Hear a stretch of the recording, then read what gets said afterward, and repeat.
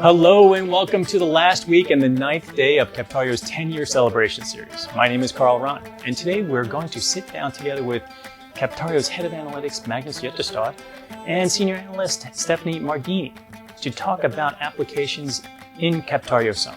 But before we go into the studio, I want to remind you that today is the last chance to find our hidden celebratory logo on our website and be part of the raffle to win a 4-hour workshop with us. Now let's go to the studio and talk to Stephanie and Magnus.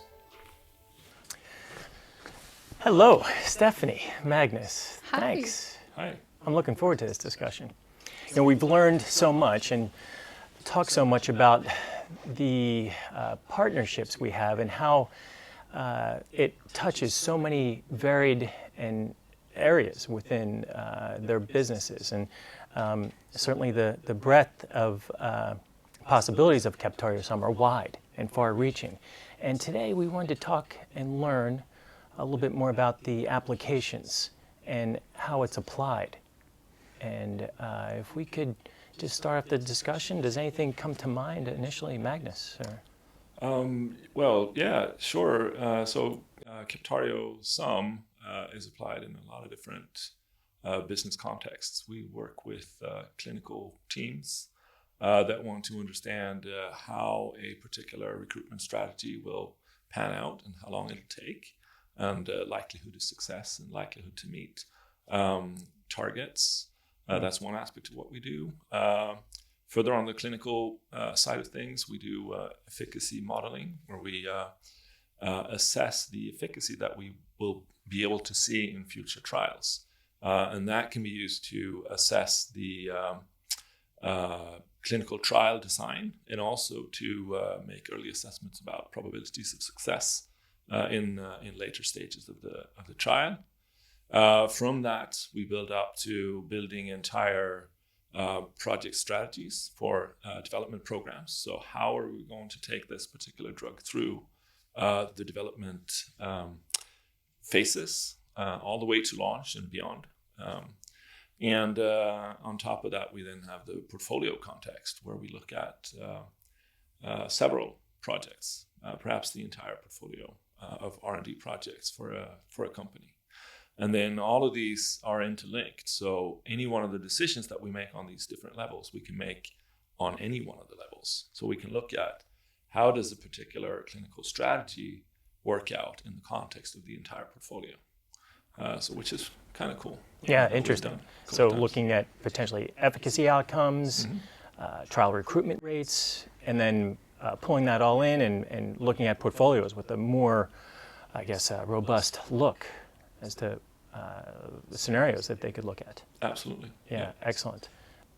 And Stephanie, does anything come to mind to you around applications that you've seen or you've been involved with here at Captario? Yeah, I have a fun example. It's called Project Moneyball. It was inspired by the movie Moneyball, hence the name. So in the movie, the general manager of the A's baseball team had a very limited budget back in 2002. And he had to be very creative and think a bit outside the box. And so it was very new back then, but he used statistics to analyze and obtain undervalued players. Still good players, but undervalued, and he was able to assemble a very successful team and broke the world record back in 2002 by winning 20 consecutive games. Yeah, I love that movie. Such a good movie. It is Brad a very Pitt, good it was movie. Great. Yeah.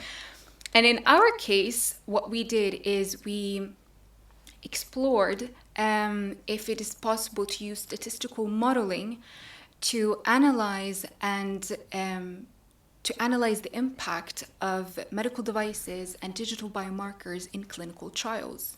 Interesting. Clinical trials, they want to have as qualified data as possible. So using different devices, medical devices, it's very important.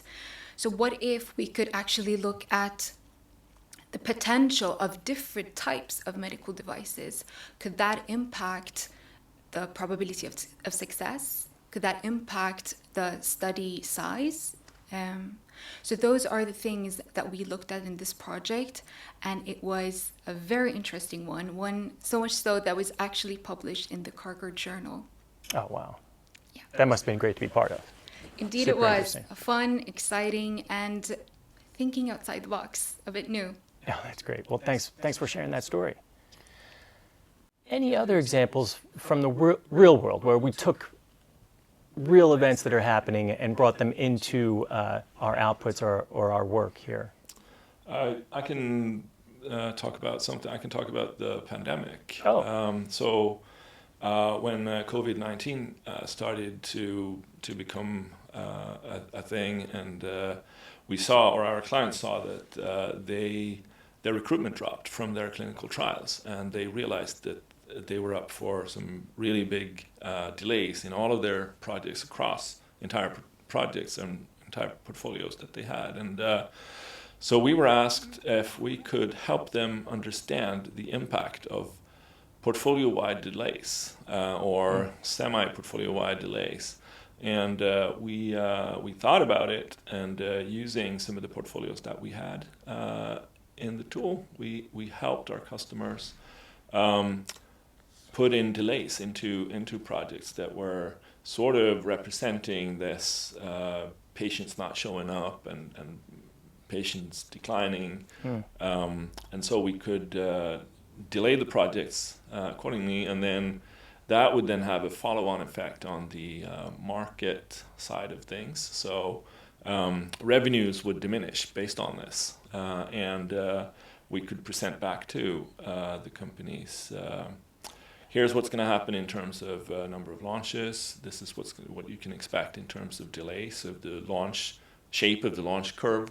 Revenues are going to be pulled back as well, and exactly how this would impact their portfolio value on a portfolio-wide scale. So. And that's something that hit very quickly and needed a quick response. Could you talk a little bit? Yeah, immediate. Could you talk a little bit about the functionality and how quickly that had to be rolled out? Yeah. So for some of our customers, the portfolios are very dynamic. So you have a market model that is dependent on what happens in the R&D project. So for some of these projects, we only had to add another variable or another factor, and then everything else would unfold by itself. So it was actually something that we could do very quickly across entire portfolios.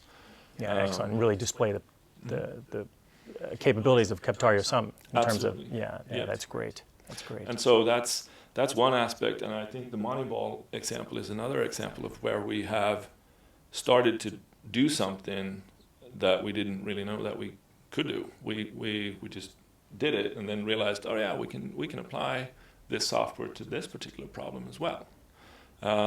And that's something that we're thinking more and more about, and actually trying to put some effort into. But it is something that comes sort of by itself when we work with customers. They ask a question and we try to see if we can fix it.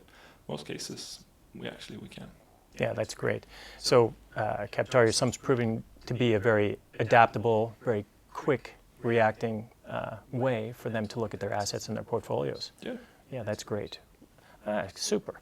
Well, I think we have a much better idea of some of the applications, the real-world scenarios, how we at Captario are responding to immediate needs from our clients.